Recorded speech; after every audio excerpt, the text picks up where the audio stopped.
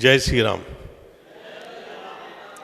जय श्रीराम म्हणण्याचा उद्देश असा आहे, कोणताही व्यवसाय जर सुरुवात करायचा असेल तर रामाप्रमाणे नीतिमत्ता, कृष्णाप्रमाणे चतुरता आणि आता आपल्या उत्पादनाची गुणवत्ता या तीन गोष्टीकडे लक्ष केलं तर प्रवास एक दिवस यशस्वी निश्चित होतो.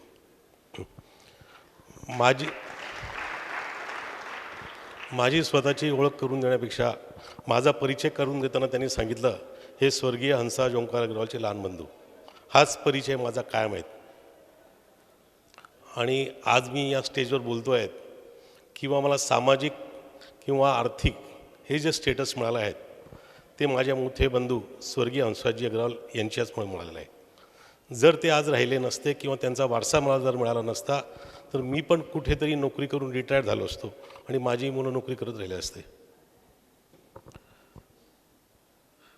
माईकवर येऊन बोलायचं, स्टेजवर येऊन बोलायचा अनुभव नाही.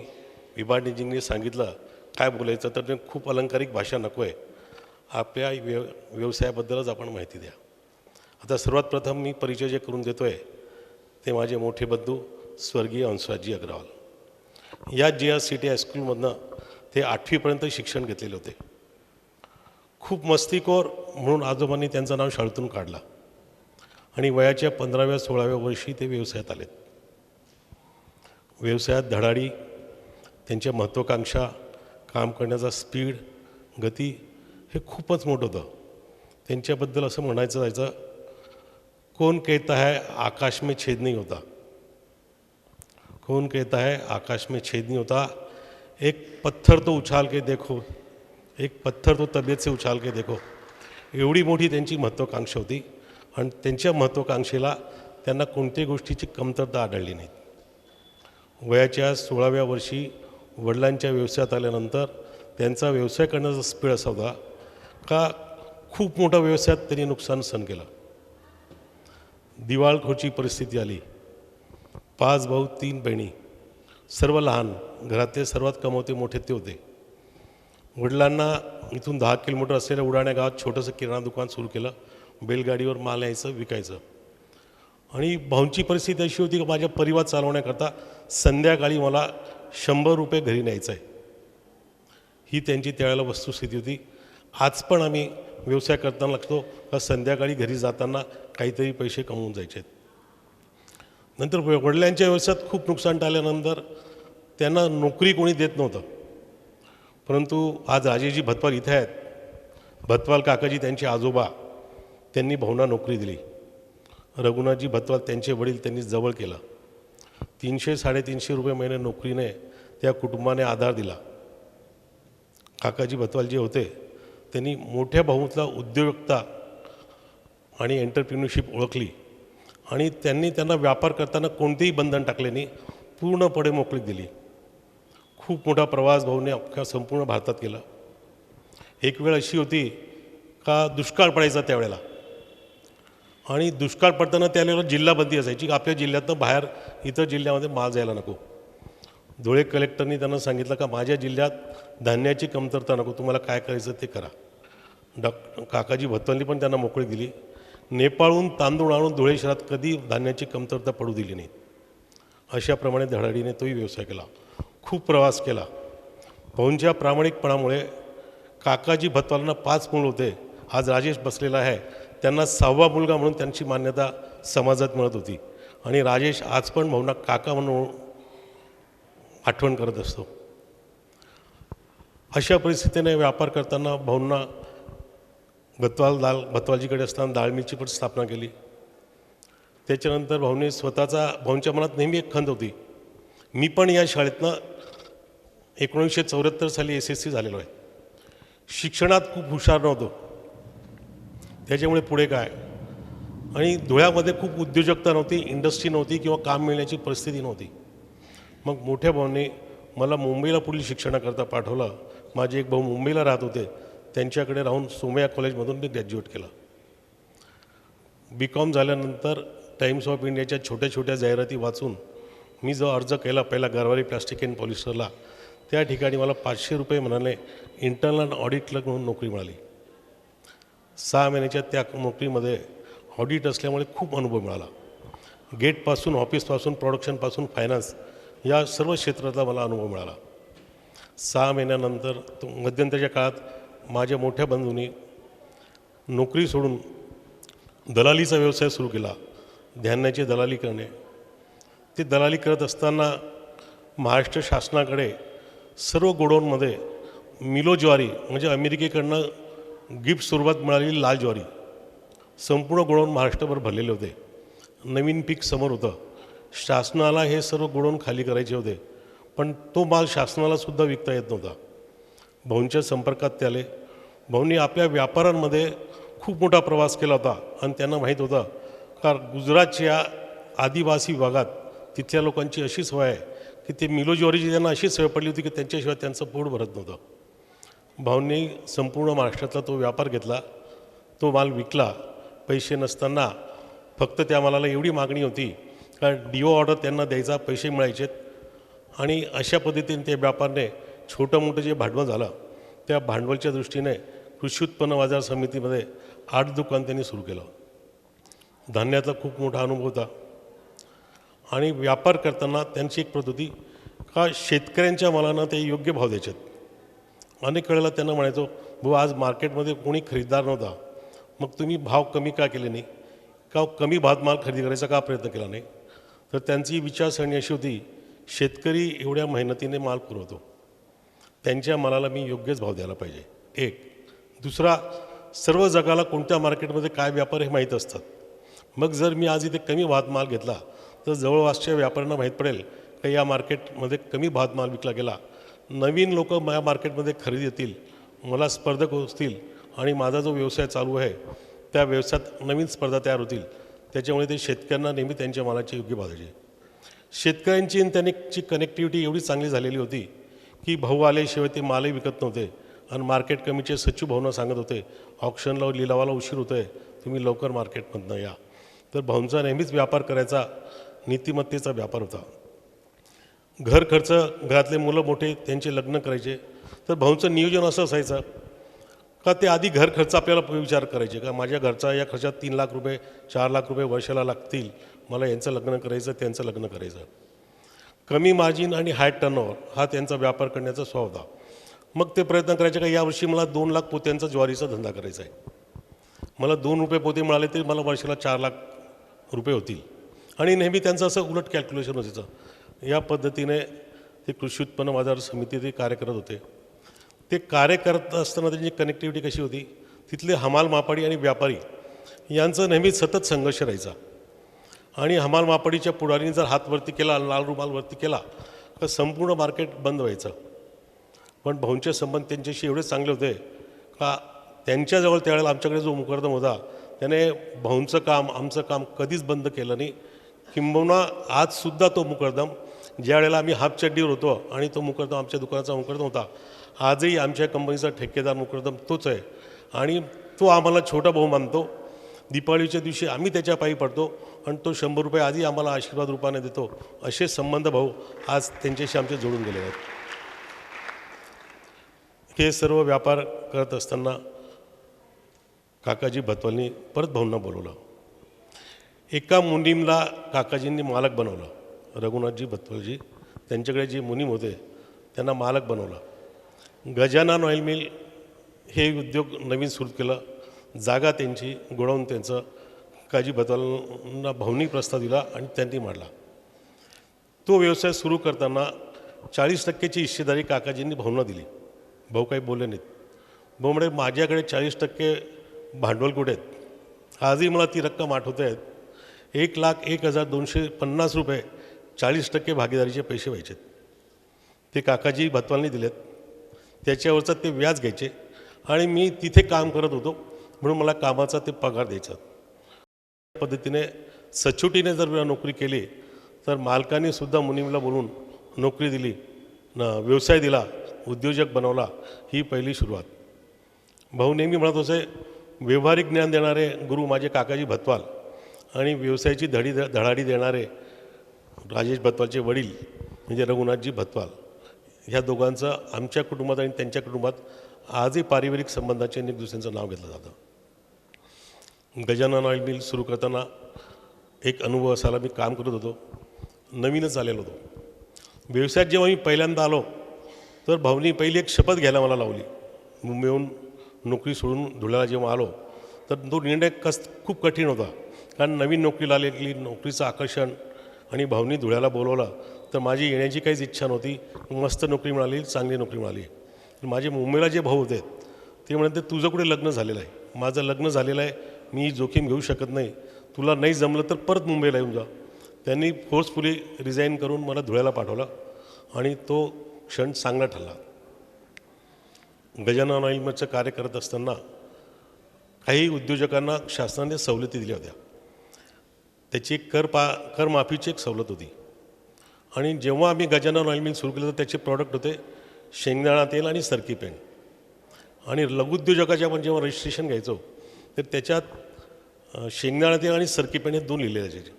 त्यावेळी पीक शेतात एकच व्हायचं, पावसाळी पीक, आणि सीजनल इंडस्ट्री होती. 3-4 महिने शेंगा मिळायची आणि सरकी मिळायची, ते 3-4-5 महिने कारखाने चालवायचा, कारखाना बंद. पण भाऊंना असं पार्ट टाईम जॉब किंवा पार्ट टाईम उद्योग पसंतच नव्हता. मार्केटमध्ये तिळीची आवक भरपूर व्हायला लागली, आसपासच्या क्षेत्रात भरपूर प्रमाणात तीळ मिळायला लागली आणि तिळीचं तेल काढण्याचा व्यापार भाऊने सुरू केला. पण त्याच्यावर सवलत नव्हती, कारण लघुउद्योजकाच्या सर्टिफिकेट्समध्ये त्या प्रॉडक्टची नोंद नव्हती. भाऊंनी मला WMDC इथे ते प्रॉडक्ट आपल्या रजिस्ट्रेशनमध्ये ॲड करण्याकरता पाठवले. तर मी इथून तिथे जायचो, तिथले अधिकारी सांगायचे ही पॉलिसी मॅटर आहे, शासनाचं हे धोरण नाही आहे, हे आम्ही तुम्हाला ॲड करू शकणार नाही.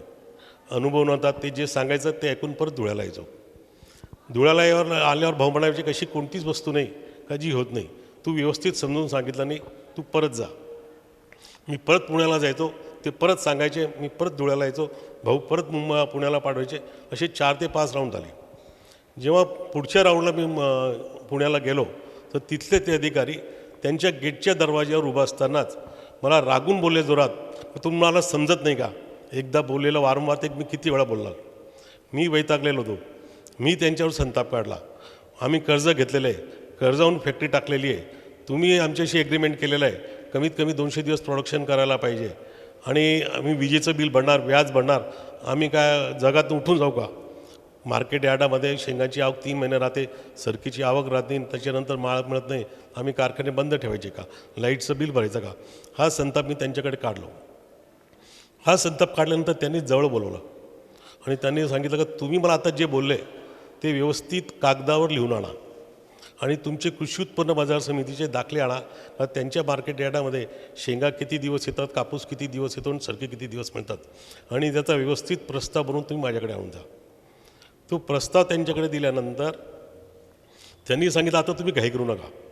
जर मी संचालकांच्या मीटिंगमध्ये हा प्रस्ताव ठेवला आणि एखाद्या संचालकाने जरी नाही बोलले तरी तो मंजूर होणार नाही. माझ्या पद्धतीने मी तुमचं काम बरोबर करून देईल. एका जे जवळचा संचालक त्यांच्यासमोर मी बाजू मांडेल, त्यांची सही घेईल, दुसऱ्यांची सही घेईल, 2 संचालकांची सही झाली किंवा बाकीचे संचालक आपोआप सही करतील आणि संपूर्ण महाराष्ट्राच्या उद्योजकाकरता तो नियम बनला. कोणालाही जर आपले नवीन प्रॉडक्टचं प्रोडक्शन करायचं असेल तर त्यांनी first 3 sales bill, purchase bill द्यायचं, तर त्यांना ते ॲड करून देत होते. भाऊंचा हा अनुभव चिकाटी, आणि भाऊ नेहमी म्हणायचे व्यवस्थितपणे शासन दरबारी जर आपण आपली बाजू मांडल्या तर शासन कायदेसुद्धा बदलते. हा एक अनुभव तिथे मिळाला.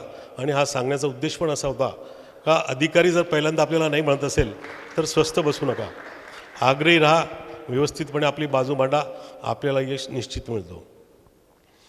गजानन ऑइल मिल चालवत असताना यशही लवकर मिळालं, मार्केटमध्ये गुणवत्ता पण होती. भाऊंनी त्याचं पाऊच पॅकिंग सुरू केलं आणि पॅकिंगमध्ये माल विक्री करण्याचा त्यांचा मानस होता. मग आता पाऊस कोण विकत घेणार, एका पाऊसा बनवायचा खर्च किती आणि एवढं किरकोळ मार्केटिंग होणार कसं. आम्ही सर्व सांगायचो, गावातले इतर ऑइल मिलवाले पण सांगायचे भाऊ तुम्ही या नादात पडू नका, किरकोळ माल विकला जाणार नाही. त्यावेळेला पॅकिंगमध्ये 1 लिटरच्या फक्त 2 लोक होते.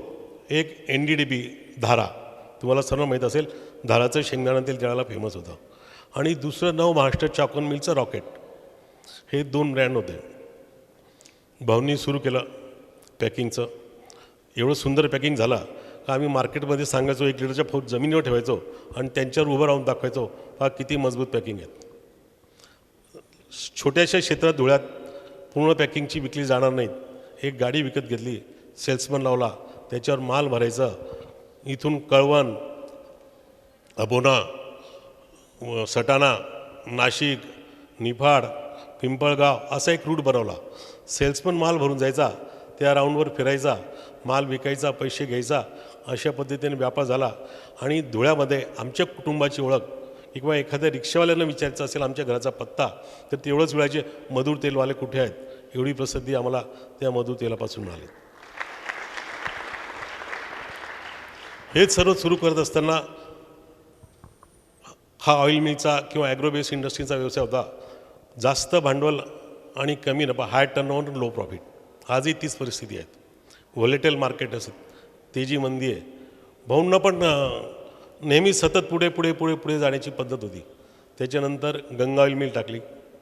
गंगा ऑइल मिलने सरकी पेंटचं उत्पादन सुरू केलं. आणि सरकी पेंटमध्ये असं होतं का महाराष्ट्र फेडरेशनकडनं ॲडव्हान्स पेमेंटने सरकी घ्यायची आणि उधारीने माल विकायचा. भांडवलाची कमी. आणि सरकी पेंट विक्रीला आजही त्रास आहे, त्यावेळेलाही त्रास होता.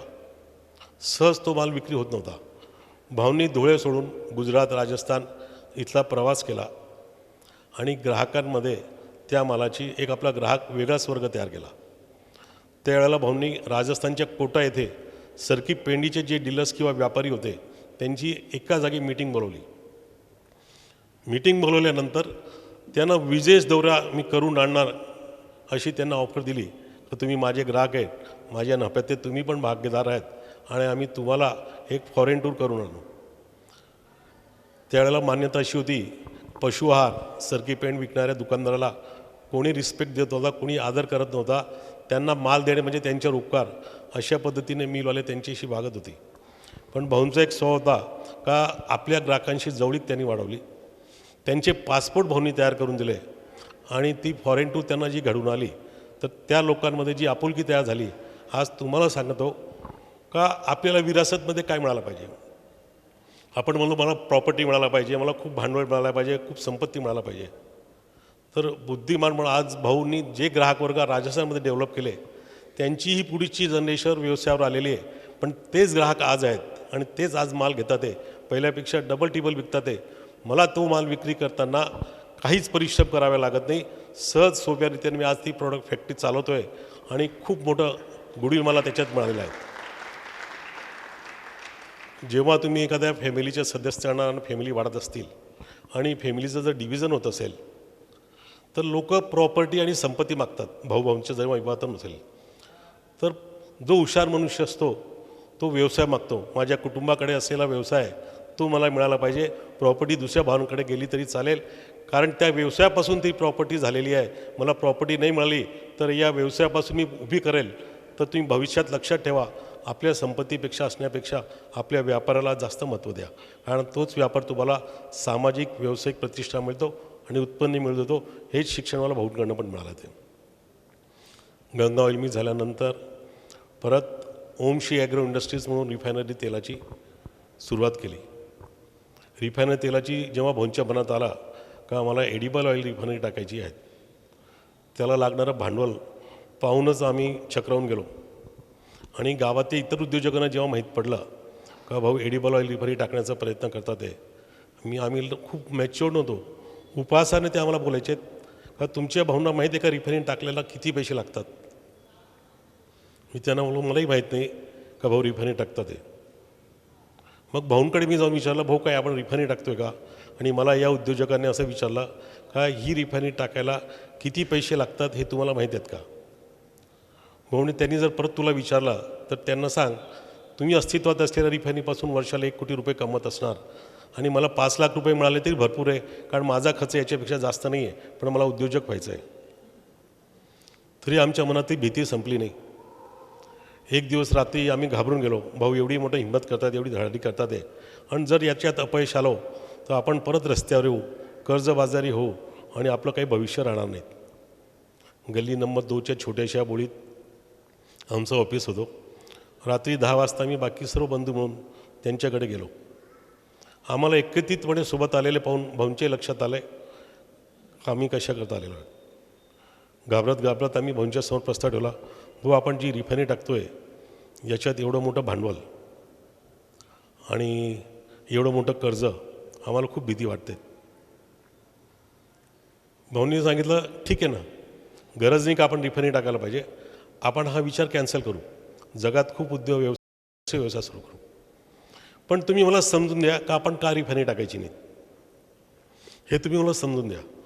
त्याच्या आधी रिफायनरीचे जे मशिनरी सप्लायर्स होते त्यांना भाऊंनी बोलवलं होतं आणि त्यांना ऑर्डरच्या समक्ष 25,000 रुपये ॲडव्हान्स दिले आणि बाकीचं जर माझं बँकेचं कर्ज मंजूर झालं तर मी पुढे रिफायनरी टाकेल, तुम्हाला ॲडव्हान्स देईल.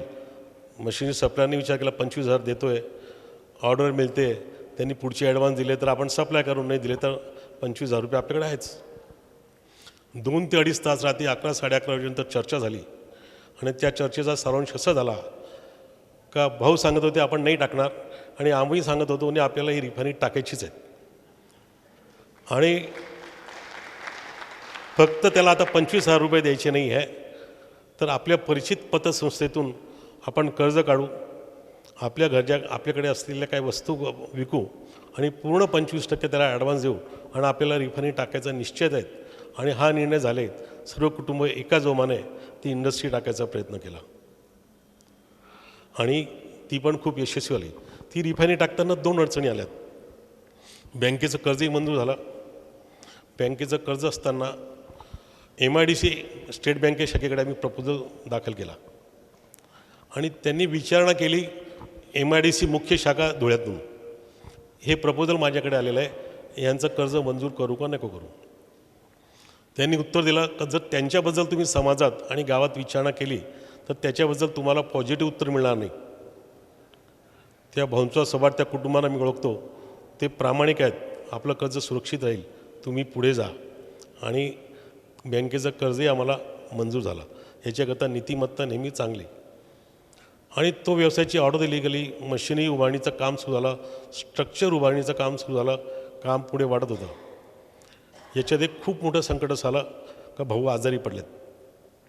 भाऊंना पॅन्क्रियाचा आजार पडला आणि त्या आजारामध्ये सर्व कुटुंब, नातेवाईक, गावातले मित्रमंडळी सांगायचं का पॅन्क्रियाचा आजार बरा होत नाही. शिंदखेड्याच्या आमदारलाही झालेला आहे आणि कोल्हापूरच्या खासदारनी झाले, 1-1 कोटी रुपये खर्च झाले, पण ते त्याच्यातनं वृत्ती आलेले नाहीत. धुळ्याचे डॉक्टर देसले, सिद्दीकी सर यांनी भाऊंवर खूप मेहनत केली. जेव्हा धुळ्याहून आम्ही मुंबईला जात होतो तर ते सतत मुंबईच्या डसलोकच्या हॉस्पिटलमधल्या डॉक्टरांशी संपर्क होते. रस्त्यात समाजात याच्यात अशी माहिती पडली का भाऊ शांत झालेत.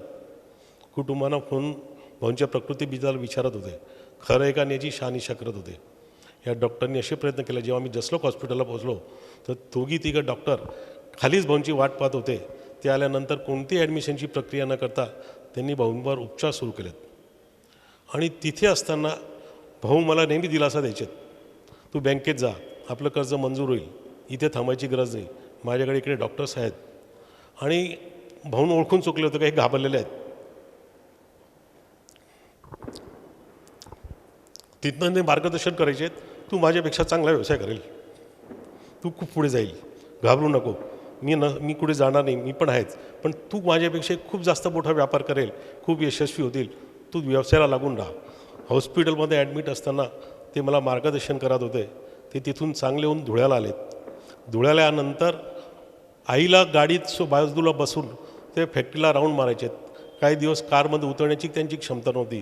त्याच्यानंतर ओट्यावर बारदान टाकून बसून काम पाहिजेत, घरी जायचे.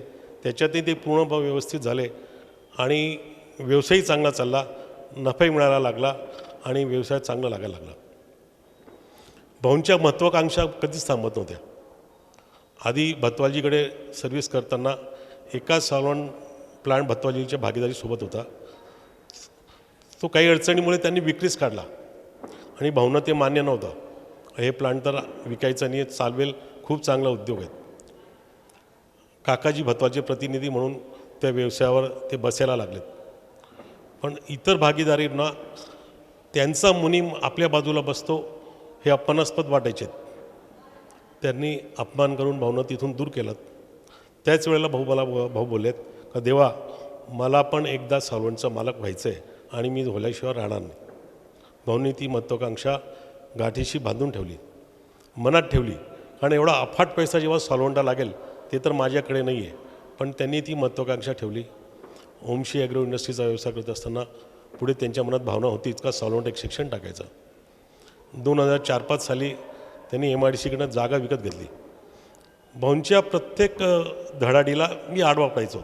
मला नेहमी भीतीच वाटायची, एवढा पैसा आपण कुठून आणणार, एवढं कर्ज घेतलं तर भविष्यात आपलं काय होईल. आणि भाऊ आपल्या महत्त्वाकांक्षेपुढे थांबत नव्हता. भाऊने आत्ता तर आपण जागा घेतो आहे, कुठे आपण प्लांट टाकणार आहे, पण जागा असलेली काय वाईट. ठीक आहे, जागा मिळाली. जागा मिळाल्यानंतर भाऊंनी तर लगेच सुरुवात केली सॉल्व्हंट टाकायची. पण यावेळेला मी खंबीरपणे भाऊंना उत्तर दिलं, भाऊ आता मी तुमच्यासोबत राहणार नाही आणि एवढा मोठा निर्णय मला काही योग्य पटत नाही आहे, तुम्ही काही सॉल्व्हंट टाकू नका. आणि एक उद्योग टाकला का तुमचं 5 वर्षाचं आयुष्य कमी होतं. तुम्ही एवढं तक्त करतात, एवढी मेहनत करतात, हे करतात, तर तुम्ही आता हे काही उद्योग टाकू नका. भाऊ मला बोलाले का मी टाकणार आहेत. आता तुलाही माझं उत्तर देतो, एवढं खंबीरपणे तू सांगतोय का तुला माझ्यासोबत राहायचं असेल तर राहा, नाही तर नको राहू, पण हा उद्योजक मी उभा करणार आहे. देवाकडे मी नेहमी मागायचो, भाऊंना माझ्यापासून जी अपेक्षा आहे ती देव माझ्याकडनं पूर्ण करो. भाऊंसोबतच राहिलो आणि भाऊंनी मला सोबतच ठेवलं. अशा पद्धतीने त्यावेळेला इंडस्ट्रीयल बूम होता. सर्व वस्तूंचे भाव खूप आकाशाला भिडले आहे आणि मशिनरी जे सप्लायर्स होते त्यांच्याकडे एवढे ऑर्डर्स होते का कोणी सप्लायर ऑर्डर घ्यायला तयार नव्हतं. भाऊंनी आपला निर्णय पक्का केलेला होता. मशिनरीची ऑर्डर एका कंपनीकडे दिली. त्या कंपनीला ऑर्डर दिल्यानंतर ती कंपनी मागच्या अनेक वर्षापासून बंद पडलेली होती. सप्लायचा अनुभव तुटलेला होता. ज्या बँकेकडे आम्ही प्रपोजल दिलं त्या बँकेनं पण सांगितलं की आम्ही त्यांचं बॅलन्स शीट मागवलं, 10,000 रुपयाचा बॅलन्स मागच्या 2-3 वर्षापासून त्यांचा आहे, तुम्ही त्यांना हा जी ऑर्डर देण्याचा निर्णय घेता तो चुकीचा आहे, तुम्हाला त्याचा त्रास होईल. पण भाऊंवर कारखाना टाकण्याची हिंमत होती, इच्छा होती, महत्त्वाकांक्षा होती. त्यांनी त्याला ऑर्डर दिली. कारखाना पूर्ण झाला. मशिनरी सप्लायने डिले खूप गेलात आणि एकदा त्यांनी जो ॲडव्हान्स घेतला होता तो जुना कर्ज चुकवण्यात त्यांनी वापरून घेतला. त्याच्यानंतर त्याने ज्या ज्या ठिकाणी इक्विपमेंट बनवण्याची ऑर्डर दिली त्या ठिकाणी सांगायचा, ह्याच्याशिवाय मी त्याला ह्या पद्धतीने ऑर्डर दिली आहे, बाकीचे पैसे तुम्ही त्यांना द्या आणि तिथं मशिनरीची डिलिव्हरी घ्या. अटकलेलो होतो. हळूहळूपणे ती डिलिव्हरी घेतली, कारखाना उभा राहिला आणि सुरू झाला. आज हा अनुभव सांगताना तुम्हाला सांगायचा आहे, आपण पैशात फसलो तर चालेल, पण जेव्हा इंडस्ट्री टाकणार तेव्हा इक्विपमेंटमध्ये फसू नका. त्याची जेव्हा आम्ही मशिनरी घेतली, सुरू केला, इक्विपमेंट जरी बरोबर असेल तर त्याच्याकडे योग्य टेक्निकल स्टाफ नव्हता, प्रॉपर अलाइनमेंट नव्हती आणि उत्पादन सुरू केल्यानंतर रोज एक मशीनमध्ये ब्रेकडाऊन व्हायचे. कच्चा माल खरेदी केलेला आहे, बँकेचं व्याज चालू आहे, इलेक्ट्रिसिटीचा खर्च आहे, स्टाफचा पगार आहे, प्रोडक्शन होत नाही आहे, वेळेवर आपण कमिटमेंट पूर्ण करत नाही आहेत, माल तयार होऊन विकला जात नाही आहे, पैसा येत नाही आहे, सप्लायरला पेमेंट करता येत नाही. अशा परिस्थितीत 2 वर्ष गेले. बँकेकडनं मिळालेला CC लिमिट्स हे सर्व बँकेच्या कर्जात पूर्ण नील झाला, नुकसानीत पूर्ण नील झाला आणि दिवाळखोरीच्या उंबरठ्यावर ही उद्योग येऊन बसवला. पण आपण जसं म्हणतो ना, भगवत कथेमध्ये जीवनाचं जगण्याचा प्रत्येक संकटाचा मार्ग आहे. भाऊंचा अनुभव एवढा असा होता का त्यांना प्रत्येक संकटातनं बाहेर निघण्याचा एक हतोडी आणि अनुभव होता. त्याच्यातही ते डगमगले नाहीत, ते भक्कम राहिलेत. बँकेने नॉन कॉपरेशन सुरू केला. त्याच्यातही जेव्हा एवढं सर्व नुकसान आल्यानंतर एका बँकेच्या मॅनेजरसोबत एका मिटिंगला बसलो होतो. भाऊंनी स्वतः त्याला आपली व्यवस्थेची परिस्थिती सांगितली. स्थानिक मॅनेजर एवढा घाबरून गेला किंवा तो भाऊंशी उद्धट बोलायला लागला. पण वागण्याची मॅच्युरिटी माझी नव्हती आणि त्याला माझा असा स्वभाव, हा भाऊंच्या जेव्हा अशा भाषेत बोलतो आहे तर याला 2-4 ठेवून द्यायच्यातल्या इथे. आणि हा स्वभाव माझा भाऊंना माहीत होता. ते माझा वारंवार हात दाबत होते आणि म्हणतो की शांत राहा, चूप राहा. बाहेर आल्यानंतर मला भाऊ म्हणे माझं घर विकून टाक, मला 7 दिवसात या बँकेचं कर्ज भरायचं आहे. म्हटलं आपण बॅकफुटवर कसं काय करणार. भाऊंना कुलदेवीवर खूप आस्था होती, खूप शक्ती होती आणि लगेच दुसरी बँकेने कर्ज मंजूर केलं. यांचे पैसे परत पाठवले, परंतु स्टेट बँकेच्या वरिष्ठ अधिकाऱ्यांनी ते स्वीकारलं नाही, आम्हाला सोडलंही नाही, आम्हाला परत बँकेसोबत ठेवलेत. 6 महिने ज्या बँकेने कर्ज दिले आम्ही ती बँकेसोबत आम्ही व्यापार करत होतो, त्यांची लिमिट वापरत होतो. सिक्युरिटीचे पेपर स्टेट बँकेने त्या बँकेला दिले नाही. शेवटी आम्हालाच त्या बँकेला सांगावं लागलं नाही, आम्ही स्टेट बँकेसोबतच परत राहणार आहोत आणि आजही स्टेट बँक आम्हाला पूर्ण रिस्पेक्टने कार्य देतो. हे इथे सांगण्याचा उद्देश असा आहे, ज्या वेळेला व्यवसाय अडचणीत येतात त्यावेळेला आपण बँकांना टाळू नका, त्यांच्यापासून लांब जाऊ नका, वस्तू ती इथे सांगा आणि आपल्याजवळ एखादी वस्तू असेल तर ती लिक्विडेट करा. कारण तुम्ही जर ती लिक्विडेट केली नाही आणि बँकेचं कर्ज नियमित केली तर तुम्हाला बँक व्याजही जास्त लावते, पेनल्टी लावते, सहकार्य करत नाही, पुढच्या येणाऱ्यामध्ये होणार तुमचं भविष्य अंधारात येईल. भाऊंपासून हेच शिकलो, ज्या वेळेला अडचणीत असेल आपल्याकडे व्यवसायात असलेल्या वस्तूंची लिक्विडिटी करायची आणि बँकेशी आपण नीतिमत्तेने व्यवस्थित राहायची. तेच सुरू करत असताना हे व्यवसाय करत असताना माझ्या आणि भाऊचा एकदा ॲक्सिडेंट झाला. घरच्या जबाबदार व्यक्तींचा ॲक्सिडेंट, लोकांनी माल देणं बंद केला, भीती वाटली, कारण सर्वांना माहिती की यांच्या भांडवल नाही आहे, व्यवसाय मोठा, भांडवल कमी. माल घेताना उधारीने घ्यायचं, विक्री करताना रोखीने विकायचं, कधी धंद्यात व्हायबिलिटी येणार नाही, टर्नओव्हर होत होता, धंदा चालत होता, पण तो मोठा नफा काही मात्र मिळत नव्हता, भांडवल वाढत नव्हतं. पण भाऊंची व्यापार करण्याच्या हिंमतीने व्यापार पुढे चालत होता. परत व्यवसायाची लाईन बसली. मी हॉस्पिटलमध्ये असताना 2 दिवसात आहे त्या परिस्थितीत परत व्यवसायाच्या खुर्चीवर बसलो. सप्लायरचा आत्मविश्वास वाढला, व्यापार सुरळीत परत चालू झाला. त्याच्यानंतर एकदम व्यापार सुरळीत झाला. व्यापारात सेट होण्याचा प्रसंग आला. आता आपण आपले व्यापार पद्धतशीर सेट होतो. त्यावेळेला भाऊंचे ॲक्सिडेंटचे ऑपरेशन झाले, तर भाऊ घरी होते, व्यवसायावर मी बसलो होतो. त्यावेळेला कोइंबतूरची एक मोठी पार्टी होती, पोल्ट्री फीडवाली. नाही, त्याच्या आधीचा प्रसंग सांगतो आहे. ॲक्सिडेंट झाल्यानंतर जेव्हा मी व्यापारावर बसलो, व्यापाराचा खूप मोठा अनुभव होता.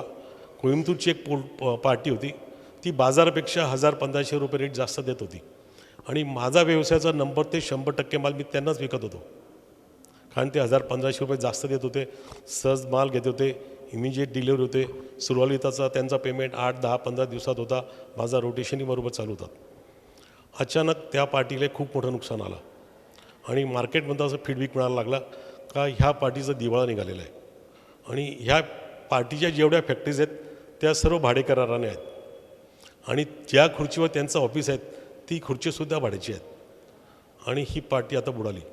माझं संपूर्ण भांडवल एकाच पार्टीकडे अडकलेलं आहे आणि जर ती पार्टीचं पैसा आला नाही आणि ती जर नुकसानीत केली तर माझं सर्व कुटुंब रस्त्यावर येईल आणि भविष्य राहणार नाहीत. खूप मोठा टेन्शन आला, खूप मोठा तणाव आला. मी तर रात्री ट्रेनने मुंबईला जायचो, तिथनं फ्लाईट पकडून कोइंबतूरला जायचो. भाऊ म्हणायचे, आत्ता तू खुर्चीवर ऑफिसमध्ये बसत नाही, बाहेरगाव प्रवास जास्त करतो. रात्री उशी घ्यायचो, खूप रडायचो का माझ्या एकट्याच्या निर्णयामुळे माझं कुटुंब आता रस्त्यावर येईल. पण तिथे कोइंबतूर गेल्यावर त्यांच्या MDशी भेटायचो, त्यांच्याशी बोलो. अशाही परिस्थितीत त्यांना मी 1000 टन माल आणखीन दिला आणि हे सांगायचा प्रयत्न केला, तुम्ही माझ्याकडे लक्ष द्या, मी तुम्हाला नियमित सप्लाय करणार, तुम्ही माझा पेमेंट द्या. ते मला आश्वासित करायचे आहेत का माझ्या अडचणी खूप कमी दिवसाच्या आहेत, लवकरच माझी लाईन बसेल आणि तुमचा पेमेंट व्यवस्थित आणि सुरळीत होईल. काही दिवस अडचणीचे गेलेत. त्या पार्टीचे बँकेच्या लिमिट्स वगैरे झाल्यात, त्यांचेही चांगले दिवस झाले आणि त्यांचा पेमेंट जो 45 दिवसावर गेला होता तो 7 दिवसावर आला. त्यांच्या वाईट काळात त्यांच्यासोबत उभं राहिल्यानंतर त्यांच्या MDने, खूप मोठी कंपनी होती ती, म्हणजे भारताच्या प्रत्येक ठिकाणी त्यांच्या फॅक्टरीज होत्या, त्यांनी त्यांच्या परचेस डिपार्टमेंटला अशी ऑर्डर दिली का आपण ओमश्री ॲग्रोटेककडनंच माल घ्यायचा, इतर कोणाकडनं माल घ्यायचा आणि संपूर्ण ऑर्डर यांनाच द्यायची आणि यांना रेट जास्त द्यावे लागले तरी चालेल, पण माल यांच्याचकडनं द्यायचा. 7व्या दिवशी पेमेंट यायला लागला, फास्ट व्हायला लागला, भरपूर ऑर्डर. इथे त्याच्या आधी तुम्हाला एक अनुभव सांगतो. जेव्हा आपण व्यवसाय करतो तर संपूर्ण माल एकाच व्यक्तीला विकून आहेत, जरी हे पैसे जरी माझे आले पण कदाचित ती पार्टी अटकली असती तर आपणही त्याच्या मागे बुडालो असतो. म्हणून एक तुम्हाला सांगतो का आपण माल विक्री करताना विभागून माल विक्री करायचा, फक्त एकाच क्लायंटकडे एवढी मोठी आउटस्टँडिंग ठेवू नयेत, नाही तर कदाचित आपणही त्याच्या मागे अडचणीत येऊ शकतो. हे तिथे एक अनुभव मला मिळाला. सुदैवाने त्या पार्टीचे दिवस चांगले आले, पेमेंट फास्ट झाला, ते माझ्याशी एकनिष्ठ राहिलेत आणि जेव्हा त्यांचे व्यवहार चांगले झालेत तेव्हा इतर स्पर्धक त्यांना मेल टाकायचे का तुमचे कंपनीचे परचेस डिपार्टमेंट या पार्टीकडनं जास्त भावाने माल घेतात, त्यांना कमी रेटचे ते कोटेशन पाठवत होते, पण त्या MDने पण मला पूर्ण सपोर्ट घेतला. साधारणतः 1000-1500 रुपये टनामागे जास्त देऊन माझ्याकडनं सतत माल खरेदी केलं आणि त्यांनी जो माझ्याकडनं माल खरेदी केला, 1.5-2 वर्षात माझा स्वतःचं काहीतरी भांडवल झाला, मला स्थिरता आली आणि मग मी व्यापारात पुढे जायला लागलो. हे मूळ भांडवल झाल्यानंतर ते स्थायिकता आली, व्यवसाय एकदम चांगला चालायला लागला, भांडवल वाढत होतं आणि असं करता करता करोनाचा काळ आला. करोनाचा काळ आल्यानंतर जेव्हा लॉकडाऊन झाला फक्त 2च दिवस आमची फॅक्टरी बंद राहिली, कारण मार्केटमध्ये तेल मिळणं अवघड झालं, तेल मिळत नव्हतं, पोल्ट्री फीडच्या इंडस्ट्रीज बंद पडत होता. तर शासनाने दुसऱ्या तिसऱ्या दिवशीच आमच्या घरी येऊन सांगितलं की तुम्हाला फॅक्टरी बंद करता येणार नाही, तुम्हाला फॅक्टरी चालवावी लागेल. पाहिजे तेवढे पासेस त्यांनी अवेलेबल केले. हमाल मापाडी जेव्हा त्या रिक्षातनं एकत्रित बसून यायचेत, रस्त्यावर पोलीस त्यांना अडवत होते. शासनाने तेही ऑर्डर दिल्या, या कंपनीच्या कामगारांना तुम्ही अडवायचं आणि त्यांना जाऊ द्यायचं. आम्ही सर्व परत कामावर आलो आणि कामात आल्यानंतर 8 दिवसातच माझ्या मुलाला करोना झाला, माझ्या पुतण्याला करोना झाला. आणि तो वेळ असा होता का जर करोना झाला तर म्हणजे हा एक्सपायर झाला, आता याच्यात जगण्याचे खूप दिवस नाहीत. खूप वाईट परिस्थिती. वारंवार असं वाटायला लागला जर आपण नोकरी केली असती तरच बरं राहिलं असतं. या किमतीवर व्यवसाय करून आपण काय साध्य केलं. देवाच्याकडे प्रार्थना करायचो, खरंच कर पाप आणि पुण्य होत असेल आणि जर मी आजपर्यंत काही चांगले कामं केले असेल तर माझे सर्व पुण्य इथे शून्य कर, माझा बॅलन्स नील कर, मी परत चांगलं कार्य करेल, पण माझ्या कुटुंबाच्या माझ्या मुलांना चांगलं आयुष्य दे. त्याच्यातनं ते चांगले झाले. डॉक्टर देसले सरांनी यांनी त्यांच्यावर खूप मेहनत केली. मी त्यांना सकाळी तो डिस्प्यूट होऊ नये म्हणे घराच्या अंगणामध्ये लांब ठेवून योगासन करायचो. चांगलं झाले. माझ्या कंपनीचे स्टाफही कोरोना पॉझिटिव्ह झाले. त्यांच्या कुटुंबासोबतही आम्ही राहिलो, संपूर्ण खर्च करून त्यांनाही मार्ग केला, त्यांनाही आश्वासित केलं. असं असताना एक बाजू तरी हेल्थची होती, दुसरी बाजू अशी होती का करोना पॉझिटिव्ह झाल्यानंतर त्यावेळेला सगळं जर नॉनव्हेज आपण खाल्ला तर करोना होतो, ही समज सर्वसामान्य नागरिकांमध्ये पसरली. तर आमचा व्यवसाय कोणाशी होता? पोल्ट्री फीडवाल्यांशी होता. सर्व माल कोणाला जायचा? पोल्ट्री फीडवाल्यांना जायचं. आणि त्यांच्याकडे असलेली आउटस्टँडिंग म्हणजे त्यांनी सर्व मुर्गे आपल्या कापून टाकल्या, जमिनीत गाडून टाकल्या, सर्वांचा स्टॉक नाही झाला, सर्व डब घ्यायला आलेले आहेत आणि त्यांच्याकडनं आता पैसा आपला येणार नाही, आपले संपूर्ण पैसे बुडालेत. हा खूप मोठा तणाव, एक बाजूला आजारपणा, त्याच्यानंतर धंद्यातली एवढी मोठी जोखम, आपल्याकडे आउटस्टँडिंग असलेले पैसे शून्य झालेत. आणि समजा त्याच्यानंतर प्रोडक्शन करून माल विकायचा कोणाला, हा एक नवीन प्रश्न होता.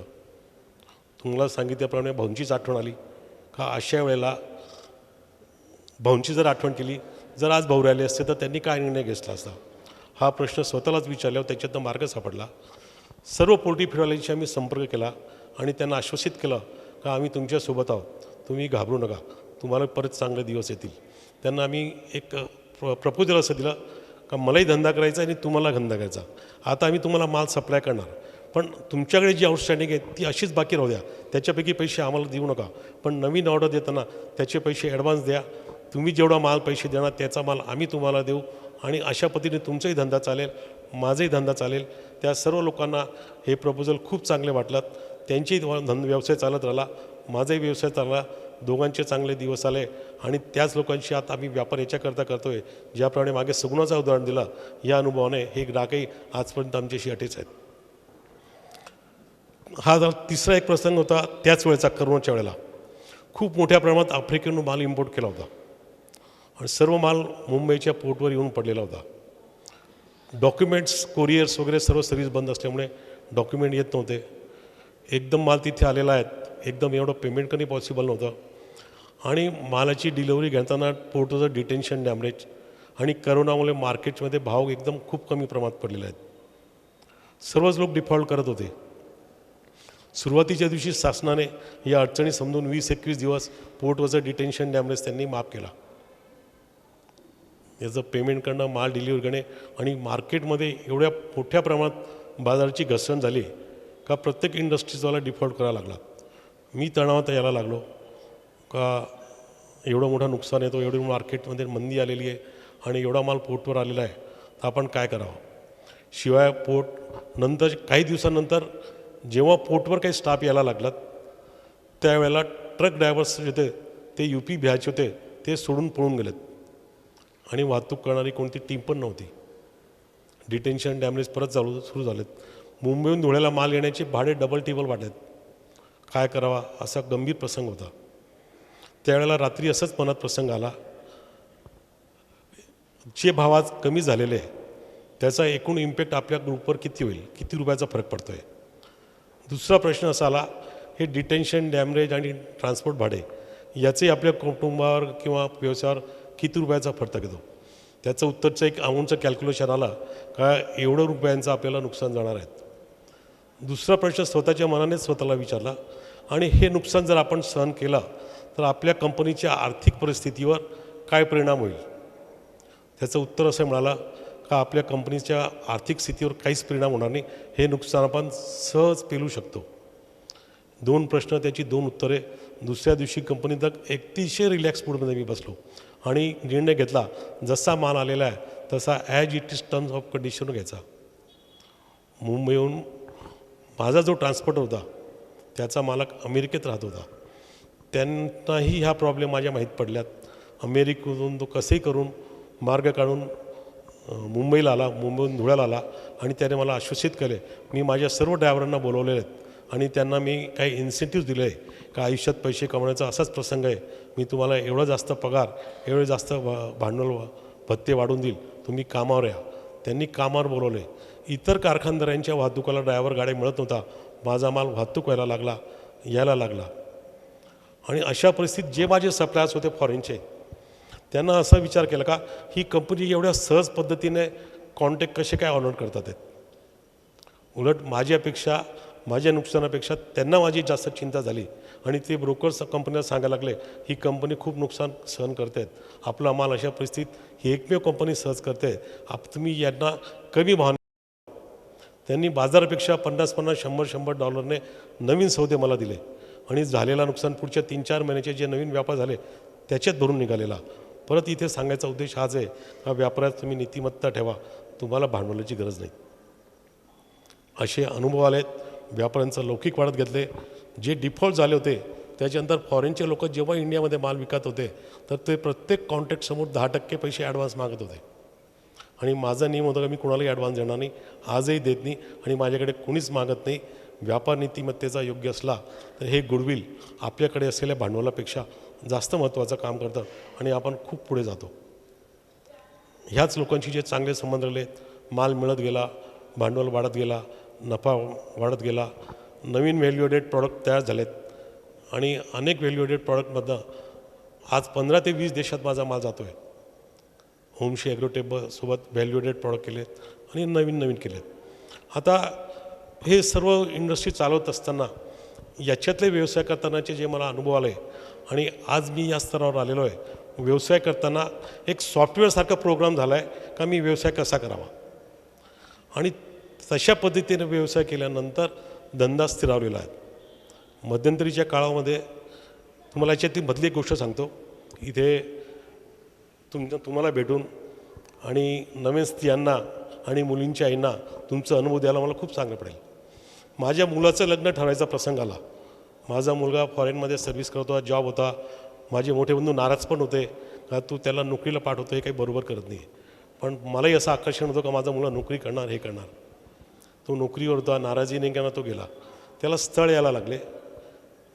स्थळ आल्यानंतर भाऊंचं तोपर्यंत निधन झालेलं होतं. स्थळ आल्यानंतर एका मुलीची आई माझ्या पत्नीकडे आली आणि त्याने प्रश्न विचारला का तुमचा मुलगा नोकरी करतो आहे आणि तुमच्याकडे व्यवसाय पण आहेत, जर उद्या त्याने नोकरी सोडून व्यवसायात आला तर काय करणार. माझ्या पत्नीने सांगितलं हो तो येऊ शकतो व्यवसायात, अशी काही अडचण नाही आहेत. त्या मुलीच्या आईनं सांगितलं हे तुम्ही मला सांगितलं, दुसरीच्या मुलीच्या आईवडिलांना सांगू नका, नाही तर तुमच्या मुलाचं लग्न होणार नाही. हाच तुमचे दोघांचे उदाहरण मी जगात देणार का मुंबईहून तुम्ही धुळ्याला प्रगती करतात आहेत. माझ्याकडे काम करणारे बरेचसे मुलं त्यांची शेती आहेत, त्यांचे भाऊ दुधाचा व्यवसाय करतात आणि त्यांना मी विचारतो का तुझी शेती आहेत आणि तू दुधाचा व्यवसाय करतो आहे तर मग तू नोकरी का करतो आहे. तर ते म्हणतात माझी अशी सांगते जोपर्यंत तुझं लग्न होतं ना तोपर्यंत नोकरी कर, तुझं लग्न झालं का मग तू शेती कर. आपण ह्या बदला, हे विचारधारा बदला. आपल्या घरी जाऊन आपल्या मुलीला, आपल्या पत्नीच्या मुलीला, इवन माझ्या मुलीचं जेव्हा लग्न करायचं होतं तेव्हा माझ्या पत्नीनेही सांगितलं का ती कॉम्प्युटर इंजिनियर झालेली आहे, तिला मुंबईला चांगलं हे मिळेल तर मला मुंबई पुणे शिवाय द्यायचं नाही. आज माझी सून माझ्या मुलीपेक्षा जास्त आनंदित आहेत, हे सर्वांनी समजून घ्यायला. तुम्ही स्वतः आनंदित आहेत. आपण हा आग्रही नसू का माझ्या मुली शिक्षण झालेल्या आहेत आणि मोठ्या शहरातच मला मुलींना द्यायचे, छोट्या शहरात द्यायचं नाही, शेतकऱ्याच्या मुलाला मुली द्यायच्या नाही, ह्या विचारधारा बदला. पण त्यासोबतच आपल्याला काय करावं लागेल, जेव्हा शिक्षण झालेल्या मुली सून म्हणून आपल्या घरात आहेत, तर आपण आपल्या व्यवसायात, आपल्या शेतात त्यांना संधी द्या. स्वयंपाक करणारी बाई किंवा महाराज 10, 15, 20 हजार रुपयात होऊन जाईल, परंतु हे व्यवसायात आपला व्यवसाय खूप पुढे नेणार. मी अजय कुमार परिचयांच्या सुना पुणे मुंबई शहरातून आलेल्या आहेत आणि छोट्या किराणा दुकानाच्या घरात सून म्हणून आल्या आहेत. आणि जेव्हा त्या कुटुंबाने त्याला संधी दिली, त्यांनी एक छोटंसं स्मॉल मॉल टाईप स्वरूपात आपल्या व्यवसायाची डेव्हलपमेंट केलेली आहे. तर ही विचारधारा बदला आणि आपण सुद्धा संधी अशा सुनांना, अशा मुलींना जेव्हा आपण आणतो शिक्षण केलेल्या, आपल्या व्यवसायात संधी द्या. आपल्यापेक्षा ते आपल्या व्यवसाय खूप मोठ्या प्रमाणावर नेतात. हा माझा स्वतःचाच अनुभव आहे. आणि आपण जरी मुलीचे आईवडील असाल तर ह्या विचारधारापासून आपण दूर जा. माझा मुलगा इथे आला, खूप चांगलं त्याने व्यापार सेट केला, किंवा तो आला नसता तर मी एवढ्या मोठ्या पदावर पुढे गेलो नसतो. ॲटोमायझेशन भरपूर मोठ्या प्रमाणात त्यांनी आणलं. तर अशा पद्धतीने व्हॅल्यू ॲडेड प्रॉडक्ट वाढत नवीन नवीन इंडस्ट्री लागत गेल्यात. आणि दुसरं भाऊंचं असं म्हणणं होतं, भाऊ जेव्हा व्यापार करायचा, आमच्या कुटुंबामध्ये शिक्षण खूप मोठं नव्हतं. मी जेमतेम जोड्या लावाने गाळलेल्या जागा भरून SSC पास झालो आणि रडत दडत BCom झालो आणि नोकरी करो. परंतु भाऊंचा अनुभव आणि भाऊंची महत्त्वाकांक्षा आजपर्यंत मी इथे आणून ठेवलेली आहेत. भाऊ नेहमी असं म्हणायचा का जेव्हा नवीन मूल जन्माला येतो, आई त्याची 1000 दिवस काळजी घेते. 1000 दिवस त्याला बाहेर जाऊ देत नाही, त्याला खूप जवळ जपलते. आणि जेव्हा 1000 दिवस संपतात, नंतर तो मुलगा रोडवर आले तर आई त्याची खूप काळजी घेते, कारण आईला विश्वास होतो आता हा एवढा मोठा झालेला आहे, हा व्यवस्थितपणे आपला परत घरी येईल. व्यवसाय पण तसाच आहे. जेव्हा आपण नवीन इंडस्ट्री टाकतो तर त्याला मुलाप्रमाणे एक दिवस सांभाळावं लागेल. त्याच्यात नफा येईल, नुकसान येईल, अडचणी पण असेल, पण त्या व्यवसायासोबत जर आपण एक दिवस सोबत राहिलो आणि सर्व अडचणीवर मात केलं तर आयुष्यभर येणाऱ्या पिढीलासुद्धा तो व्यवसाय व्यापार देत राहतो. त्याच्यामुळे आपण खूप लवकर पेशन्स न सोडता 1000 मुलाला आजारी पडला, अपंग झाला, पोलिओ झाला, काही झाला, ती आपण मुलाला लांब करतो का? मग ह्या व्यवसायाशी आपण एकरूप राहा. 1000 दिवस जर तुम्ही त्या व्यवसायाशी एकरूप राहिले तर पुढे व्यवसाय तुमच्या 2-3 पिढ्यांना सांभाळतो. हा भाऊंचा नेहमी मार्गदर्शक तत्व असायचा. आणि नवीन जे स्टार्टर यायचे भाऊंना त्यांचं मार्गदर्शन खूप होतं. 2009 साली 24 जानेवारीला भाऊ गेलेत. भाऊंचा वाढदिवस पण 24 जानेवारी 1938 होता आणि या आयुष्यातून जायचे दिवस पण 24 जानेवारी 2009चा. ज्या दिवशी त्यांचा वाढदिवस साजरा करायचा होता त्या दिवशी ते आमच्यातनं येऊन गेले. आणि भाऊंच्याबद्दल सर्व गावात किंवा अशी समज होती आणि वस्तुस्थिती होती, संपूर्ण भाऊ व्यापार भाऊंच्या अधीन होतं. आम्ही भाऊंच्या सोबत होतो, पण संपूर्ण व्यापार करत होतो, व्यापार आम्ही करत होतो. संपूर्ण कुटुंब भाऊच्या अधीन होतं. माझी मुलं, आमच्या बायका, 2-3 भावांचं कुटुंब, त्यांनाही काही असेल, कोणत्या मुलामुलींचं लग्न करायचं तर कुटुंबसुद्धा भाऊंच्या अधीन होतं आणि व्यापारही भाऊंच्या अधीन होता. जेव्हा 2009 साली भाऊ गेलेत, स्मशानभूमीमध्ये खूप गर्दी होती. सर्व क्षेत्राच्या लोकांशी भाऊंचा परिचय होता. आणि त्या स्मशानभूमीत चर्चा काय होती, हे कुटुंब आणि हा व्यवसाय आता 15 दिवस पण टिकणार नाही. वस्तुस्थिती होती. आमच्या भावांचे एकमत होत नव्हते आणि व्यवसाय करण्याची हतोडी भाऊंकडे होती. व्यवसाय खूप मोठ्या प्रमाणात होता, लागणारं भांडवल कमी होता. कमी भांडवलामध्ये व्यापार करण्याची हतोडी फक्त भाऊंकडेच होती आणि ती आम्हाला जमण्याची शक्यता नव्हती. त्याच्यामुळे जे लोकांच्या मनात होतं ते खरं होतं. परंतु लोकांच्या याच भावनेने आम्हाला बळकटी दिली का नाही, मला तरी आता हा व्यवसाय यशस्वीपणे करायचा. 24 जानेवारीला जेव्हा भाऊ गेले त्याच्यानंतर मी जेव्हा व्यवसाय करायचो तर भाऊंच्या आधीचे व्यवसायाचे स्टॅटिस्टिक पाहायचो. या महिन्यातमध्ये भाऊ काय व्यापार करायचे, कसे करायचे, किती माल घ्यायचे, किती विकायचे. त्या पद्धतीने व्यापार करताना 31 मार्च 2009ला माझ्याकडे 1 लाख क्विंटल सरकीचा साठा होता आणि 200 रुपये क्विंटलची मंदी मार्केटमध्ये आली होती. आणि परत तणाव आला का भाऊ गेल्या गेल्या 2 कोटी रुपयाचा आपल्याला फटका बसतोय, आपण पुढे व्यापार कसा करणार.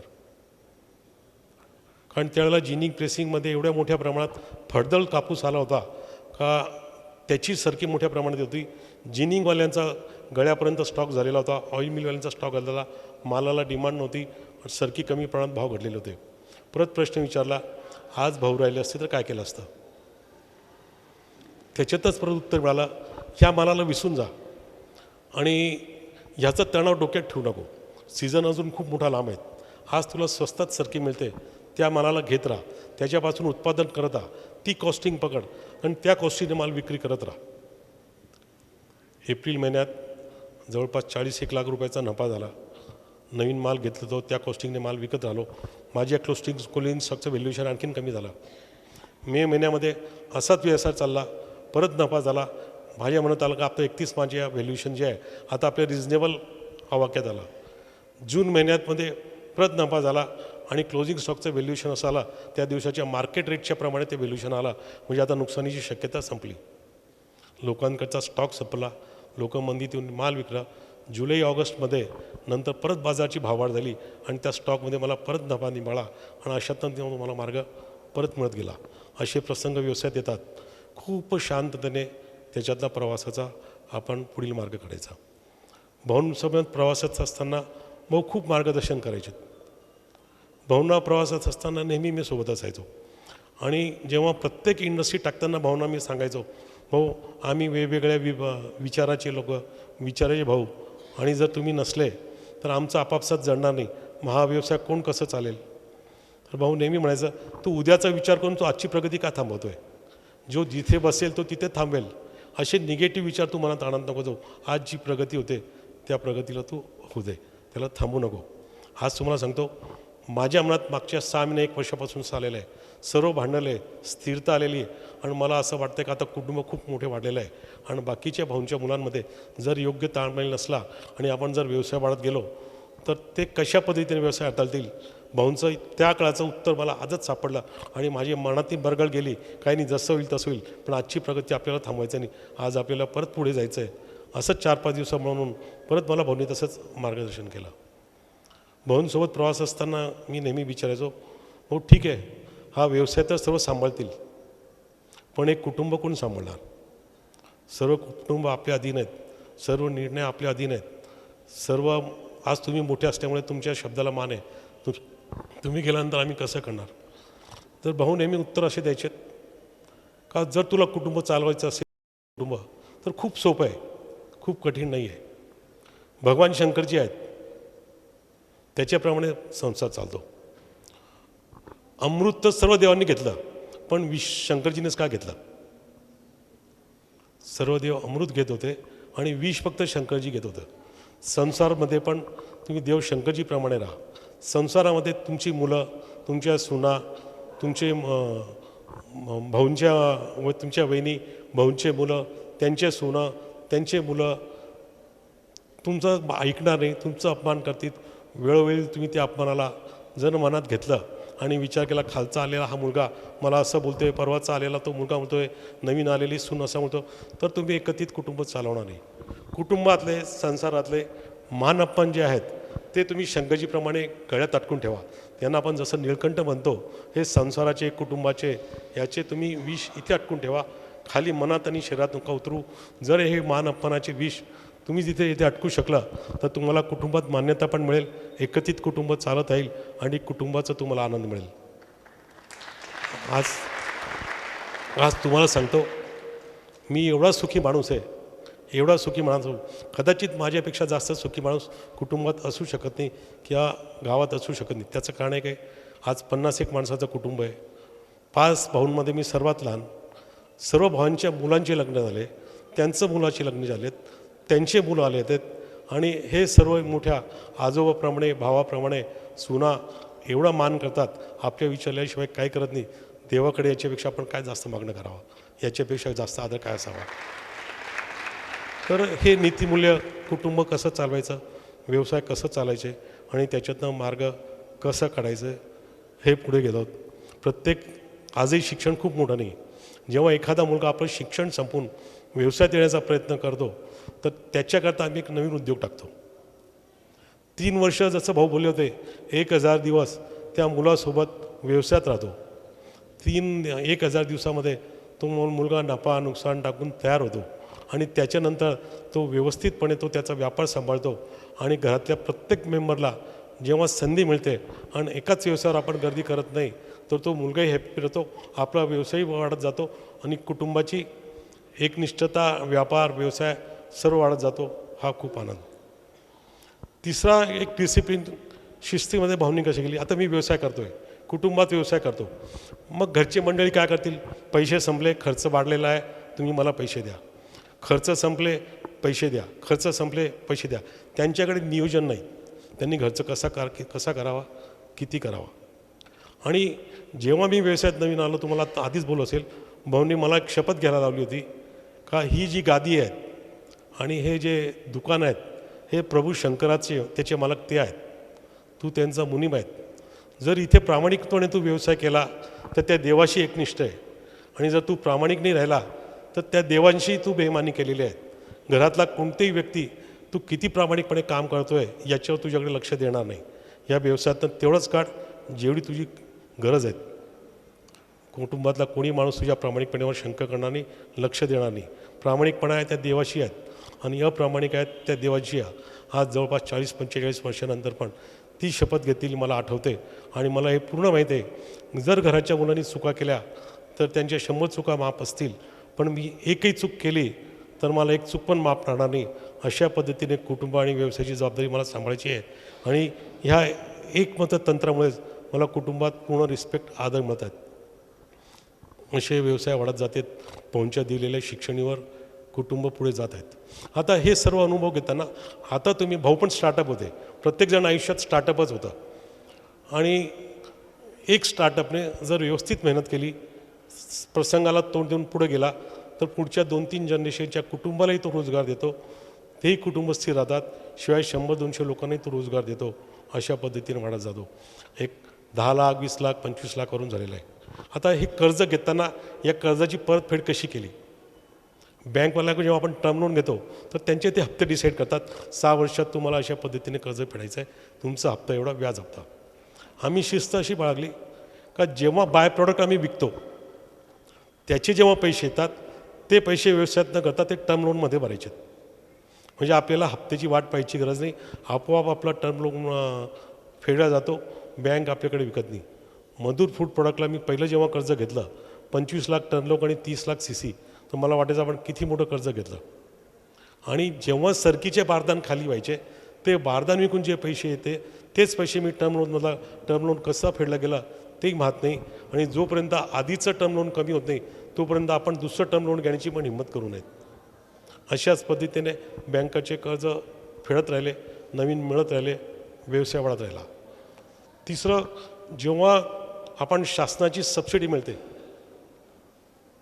आणि जेव्हा हे सबसिडीचे पैसे आपल्याला येतात त्याही सबसिडीचे पैसे आपल्या व्यवसायाचं एक्सपान्शन करता वाढायचं, व्हॅलिडेट प्रोडक्ट करता वाढायचा, नवीन व्यवसाय या असलेल्या व्यवसायालाच आणखीन उंच स्तरावर नेण्याकरता वापरायचा. त्या पैशाचा घर खर्च करू नये. तिसरं, मी थोड्या वेळापूर्वी बोललो घरच्या खर्चाचं प्लॅनिंग कसं करावं.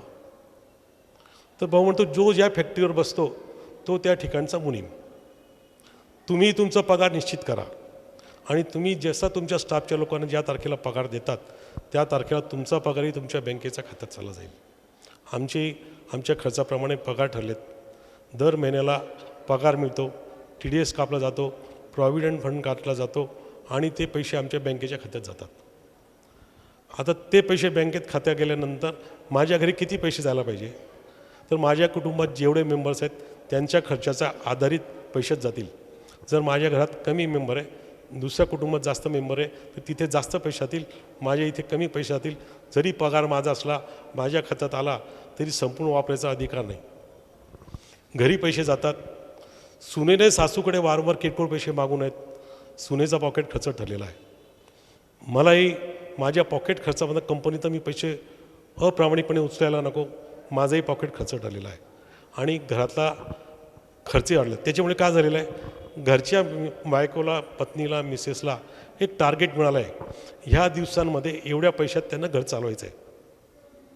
त्याच्यामुळे ते शिस्तीमध्ये आणि आपलं घर चालवतात. मोठं एज्युकेशन, मोठं मेडिकल आणि लग्न हे व्यवसायात केले जातात. दिवाळीला ज्याप्रमाणे इतर लोकांना बोनस मिळतो तोच बोनस आम्ही आमच्या स्त्रियांना देतो. त्यांना सेविंग करायची असेल, सोनं घ्यायचं असेल, काही घ्यायचं असेल, ती त्यांना मुभा आहे. घरात कुणाकडे एका भावाकडे लग्न असेल तर खर्च करण्याकरता सर्व सुनांना समान प्रमाणात पैसे देतो. म्हणजे लग्नाचा आनंद घेता करता त्यांनी काय खर्च करायचा आहे तो ते प्रत्यक्षी करू शकतात. माझ्या मुलाचं जर लग्न असेल तर त्याच्या शॉपिंगची लग्नाची तयार माझ्या भाऊच्या सुना तयार करतील, त्यांचे मुलं करतील, मला करायची गरज नाही. माझ्या मुलीचं लग्न झाल्यात तेव्हा माझ्या घरात वातावरण लग्नाचं होतच नाही. म्हणजे ते लोक गावातले ज्या पद्धतीचे लोक येतात आणि त्याप्रमाणे लग्न येतात तसं राहत नाही. ते एवढ्या चांगल्या पद्धतीने लग्नाची तयारी करतात का आपल्यापेक्षा चांगलं तयार करते आणि कुटुंब एक सूत्राने पूर्ण कार्यक्रमाचा आनंद घेत असो.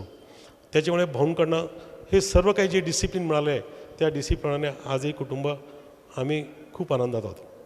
आता व्यवसायामध्ये आमूलाग्र 2 बदल झालेत. एक नोटबंदी आणि GST. कृषी आधारित बिझनेस चालल्यामुळे शेतकऱ्यांचा माल बिझनेस यायचा आणि रोख पेमेंट देण्याची सवय होतील. ट्रक भाडंही रोख, पगारही रोख आणि मालाचीही पेमेंट रोख.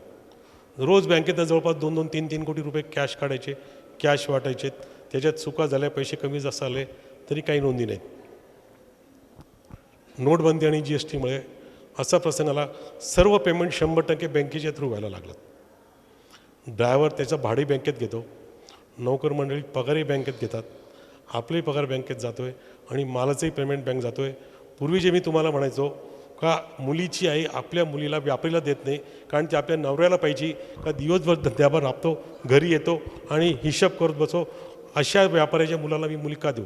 पण नोटबंदीमुळे संपूर्ण व्यवसाय बँकेत कॉम्प्युटर सॉफ्टवेअर आणि हे झाल्यामुळे मालक पूर्णपणे रिकामे झाले आहेत आणि त्यांचा जो वेळ वाचतो आहे ते नवीन व्यवसाय डेव्हलपमेंटकडे वापरतात आहे. GSTमध्ये काय झालं की ही स्पर्धा कमी झाली. जी 2 नंबरचे धंदे, 1 नंबरचे धंदे किंवा अनफेअर कॉम्पिटिशन होती ती बंद झालीत आणि सर्व लोक डिसिप्लिनमध्ये व्यापार करायला लागलात. त्याच्यामुळे मुख्य व्यापार करताना आपला वेळ वाचायला लागलेला आहे. नोटबंदी आणि GST यांनी व्यापाऱ्यांचं जीवन खूप सुखी, खूप आनंदी आणि खूप चांगलं केलेलं आहे आणि आज आमच्याकडे जो स्पेअर वेळ मिळतो आहे आम्ही नवीन व्यवसाय वाढवण्याकरता वाढवलेला आहे. तिसरा आणखी तुम्हाला एक सांगतो, आपण टॅक्सला घाबरतो. मला जर एवढा नफा झाला तर मला गव्हर्नमेंटला एवढा टॅक्स द्यावा लागतो. तुम्हाला सांगतो, जर 2 नंबरचा पैसा तुमच्याकडे आला तर 100 रुपयाच्या कमाईवर तुम्हाला 30 रुपये टॅक्स द्यायचे आहेत आणि 70 रुपये तुमच्याकडे राहतात. तुम्ही जर 2 नंबरचा व्यवसाय केला तर तुमच्याकडे जो पैसा आलेला आहे नोकरीने त्याचा वापर तुम्ही काय करणार, घराचं इंटिरियर वाढवणार, नवीन प्रॉपर्टी घेणार, घर मोठं करणार, लग्नात जास्त खर्च करणार, जास्त फिरायला जाणार, असं अनप्रॉडक्टिव्ह याच्यात खर्च करणार. पण 30 रुपये टॅक्स दिल्यानंतर 70 रुपये जर तुमच्या व्यवसायात राहिले तर त्याच्याने तुम्ही नवीन व्यवसाय करणार, नवीन व्यवसायाचं उत्पन्न वाढेल, तुमचं आणखीन उत्पन्न वाढेल, तुमचं आणखीन उत्पन्न वाढेल आणि तुमचे ॲसेट्स वाढवत राहील आणि तुम्ही मोठे मोठे होतच राहणार. तर तुम्ही निर्णयच असा करा का शिस्तीत व्यापार करा, टॅक्स भरा. धंद्यात व्यवसाय करताना 2-3 शिस्त आधी पडला पाहिजे. शासनाचे देणे कधीच सर्वात आधी शासनाचे देणे फिरायचं म्हणजे तुमच्याकडे शासनाचे नोटीस करणार नाही आणि टेन्शन फ्री तुम्ही व्यापार करणार. बँकाचं व्याज आणि कर्ज सर्वच वेळेवर भरा. बँकांकडे आता आज बँकांचे MD वगैरे स्वतः मला बोलवतात आणि जर बँकेत मी एखाद्या मॅनेजरला फोन केला, साहेब 1 कप चहा प्यायला तुमच्याकडे यायचं आहे, तर त्याचं उत्तर असेल तुम्ही नका येऊ, मीच तुमच्याकडे चहा प्यायला येतो. हे कशामुळे मिळालं आहे? आपण 5 ते 6 फुटाचे आपण व्यक्तिमत्व 50, 100, 150 कोटी बँक स्वतःहून आपल्याला द्यायला येते. हे फक्त आपल्या योग्य नीतिमत्तेचं राहिलं तर बँकांचा पैसा भरपूर मिळतो. आज एवढ्या बँका आमच्या दाराशी येतात का सिक्युरिटीवाला जेव्हा फोन करून विचारतो या बँकेचे लोक आले आहेत किंवा इतर बँकेचे लोक आले तर आज आम्ही बिझी आहे, येऊ नका. आणि 1%, अर्धा टक्का तुम्हाला व्याज दुसरी बँक कमी पण ऑफर करत असेल तर ज्या बँकेशी तुम्ही आता व्यापार करते त्या बँकेनं तुम्ही बदलू नका. पेमेंट करताना एक लक्षात घ्या, दर शनिवारी तुम्ही रविवारी आपली मीटिंग घ्या. या आठवड्यात आपल्याकडनं किती पेमेंट येणार आहे, या आठवड्यात आपल्याला किती पेमेंट करायचं आहे आणि जे पेमेंट करायचं आहे त्याच्यापेक्षा जर आपल्याकडे कमी पेमेंट असेल तर तुम्हाला 7 दिवसाचा वेळ मिळतो. मी बँकेकडनं ओव्हर ड्रॉईंग घेऊ का, माझ्या असल्याकडलेला माल रोखीने विकू का, किंवा जो सप्लायर आहे त्याला मी सांगू का तुझं पेमेंट कदाचित 1 दिवस 2 दिवस उशीर होईल. आणि जेव्हा तुम्ही या पद्धतीने तुमच्या सप्लायरला ड्यू डेटच्या आधीच जर सांगणार का माझं पेमेंट उशीर होणार तर त्याला वेळ मिळतो. तो 2 मिनटं 5 मिनटं तुमच्याशी नाराज होईल पण तो तुमच्याशी व्यापार करताना खूप मोकळ्यापणाने करतो. मालाचा साठा ठेवताना आपलं पुढचं प्रोडक्शन किती होणार आहेत त्या तुलनेने स्टॉक ठेवा. पक्का मालाचं सेल विक्री नियोजन अशा पद्धतीने असलं पाहिजे का उत्पादित होणारा माल सकाळी पूर्ण डिस्पॅच असायला पाहिजे. कच्चा पक्का माल स्टॉक असायला नसेल आणि कच्चा माल पाहिजे तेवढा तुम्ही स्टॉक ठेवा. रोज सकाळी ऑफिसच्या टेबलावर बसल्यानंतर रिस्क ॲसेसमेंट करा. आज माझी रिस्क किती आहे, माझे किती प्रमाणात माझ्याकडे माल आहेत आणि किती प्रमाणात माझा माल पक्का विकलेला आहे, सरप्लस माल याची जोखीम माझ्याकडे किती. आमचं मार्केट खूप व्हॉलेटाईल्स आहे, खूप अप होतात, खूप डाऊन होतात. गव्हर्नमेंटचं फॉरेन पॉलिसीचं साधं करन्सीचे रेट वाढले तरी त्याचा खूप इफेक्ट होतो. तर सर्वात आधी सकाळी मी आल्यावर माझ्या टेबलावर बसल्यानंतर माझ्याकडे असलेला माल, असलेले सौदे, विकलेला माल आणि आजच्या रेटने माझ्या याच्यावर किती रिस्क आहेत त्या कॅल्क्युलेट रिस्कपेक्षा बाहेर जायचं नाही. खूप लवकर करोडपती व्हायचं नाही. भाऊ मला सांगायचे, आजूबाजूच्या फॅक्टरींकडे पाहून तू व्यवसाय करू नको, कारण ते तोंडात सोन्याचा चमचा घेऊन आलेले आहेत आणि तू वर्षातनं हा धंदा करून 1 कोटी रुपये जरी कमवले तर तुझी एवढी गरज पण नाही आहेत. नातेगोत्यांमध्ये आणि समाजात तू एक उद्योजक म्हटला जाईल. स्वतःचा हिशोब पहा, स्वतःचा व्यापार कर आणि धंदा करत राहा. मला आयुष्यात अनेक तीर्थस्थानी जावं लागलं, अनेक संत माझ्या दारी आलेत, अनेक संतांचा सहभाग मला लागला. अयोध्या मंदिरचे नृत्य गोपालजी 2दा माझ्या घरी आलेले, 3 दिवस थांबलेले आहेत. पण आपल्या समाजात असं म्हटलं जायचं, गुरुशिवाय उद्धार नाही आणि आयुष्यात गुरु असायला पाहिजे. पण माझ्या आयुष्यात आज भाऊंपेक्षा मोठा गुरु मला कोणीच मिळाला नाही. आज ते 15 वर्षी जर माझ्यातनं गेलेले आहेत, निधन झालेले आहेत. आम्ही त्यांच्या फोटोला आजही हार देत नाही. माझ्या मोबाईलमध्ये पण त्यांचा फोटो आहे आणि आम्ही हेच सोबतो का माझे बंधूही आज माझ्यासोबत आहेत, तेच व्यापार करतात आहे. त्यांच्यापेक्षा मोठे गुरु नाही. व्यावहारिक ज्ञान आणि हे ज्ञान दिलेलं आहे. आज सामाजिक स्थिरता मिळाली त्या भाऊंमुळे. त्या भाऊंना आपल्या सर्वांसमक्ष मी नमन करतो. आणि सर्वात महत्त्वाचं म्हणजे खानदेश उद्योग प्रबोधिनी प्रकाश पाठक सर, विभांडिक सर, हे जे स्टार्टअप आहेत ते त्यांच्या मुलांना गावात, आणि हे नेहमी सांगितले, आज जी या ठिकाणी ते स्थिरावलेले आहेत ते फक्त प्रकाश पाठक विभांडिक सरमुळे सगळे. तुम्ही एक काम करता ते स्वतःचं कॅरियर सोडून तुम्ही एवढं चांगलं काम करता ते खूप खूप धन्यवाद आणि नेहमीच असं मागू शकतो. थँक्यू, धन्यवाद.